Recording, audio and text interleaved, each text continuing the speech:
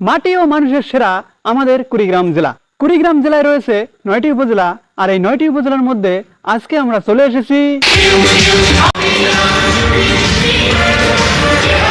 প্রিয় দর্শক, আজকে আমরা চলে এসেছি কুড়িগ্রাম জেলার অন্যতম উপজেলা রৌমারীতে।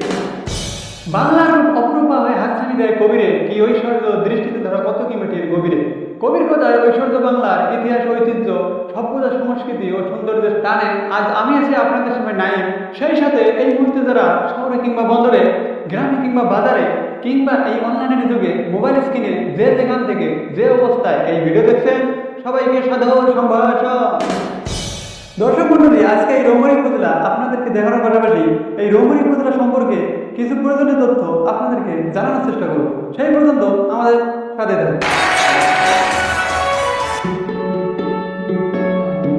রৌমারী উপজেলা